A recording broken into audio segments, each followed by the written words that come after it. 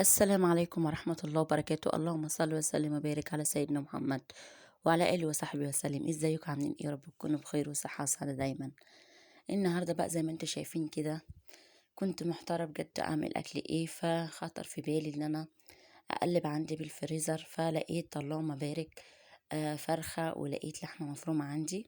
فحبيت ان انا اكمل المكونات واعمل لهم بطاطس بالفراخ، واعمل لهم صينيتين مكرونة بشاميل، وبحيث ان انا اعمل النهارده مثلا الاكل يقضيني مثلا يومين.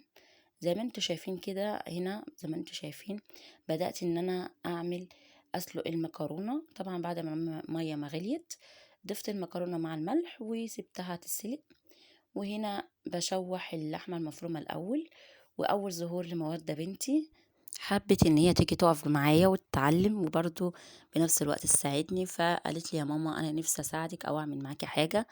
فحبيت ان انا اخليها تعمل لي مهام، يعني خايفة عليها ان هي مثلا اجهز لها الحاجة، تفرم لي البصل بالكبة، تناولني حاجة، بحيث ان هي اما تكبر تحب المطبخ.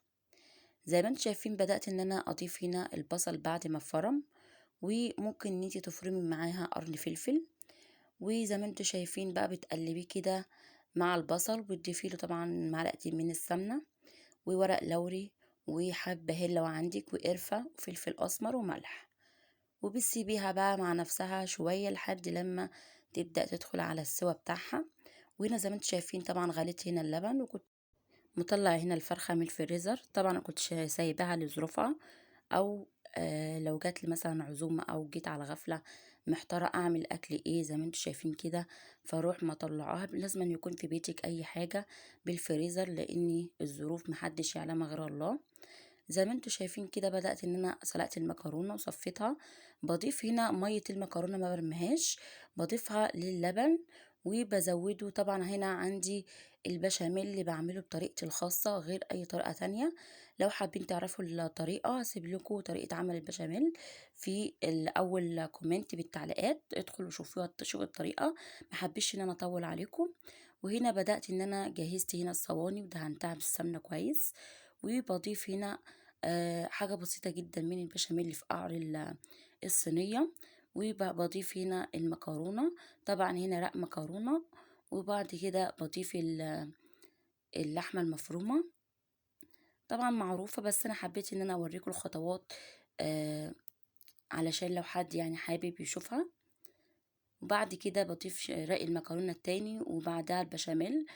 وهنا معايا هنا بيضتين، بضيف لكل صينية بيضة من على الوش عشان تديني الوش المتحمر بتاعها.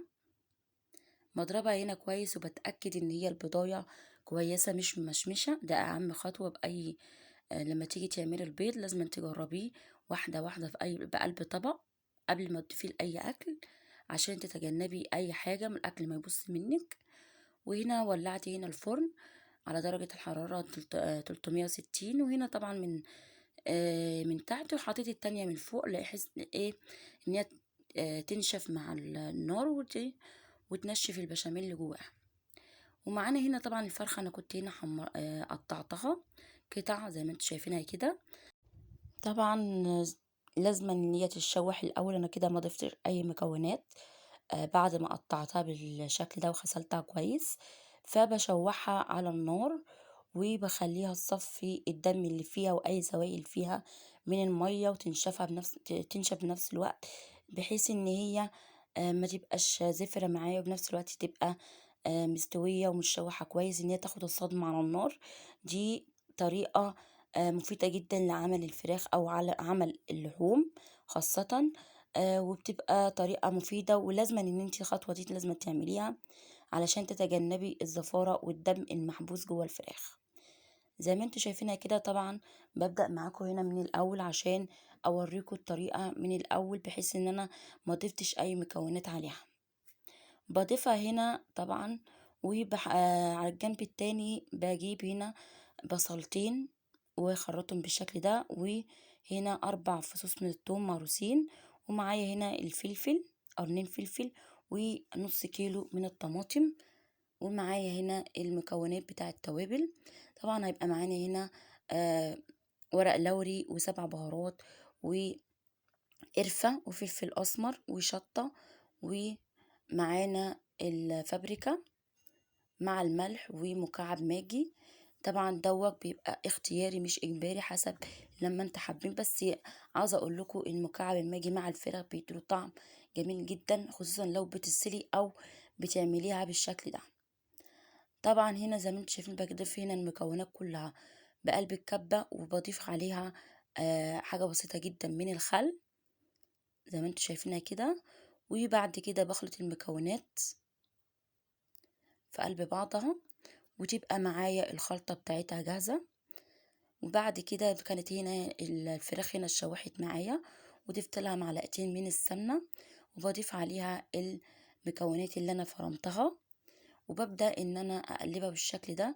طبعا هنا كنت مستعجلة على الاكل، فلو حابين ان انتوا تتبلوها كويس جدا فبتضيفوا هنا على الفراخ قبل ما تشوحوها، وبتسيبوها قد ساعتين او ساعة على الاقل في التلاجة من غير تشويح. اول ما تغسلي مثلا وتقطعي الفراخ ضيفي لها المكونات ديك وتسيبها تشرب التتبيله.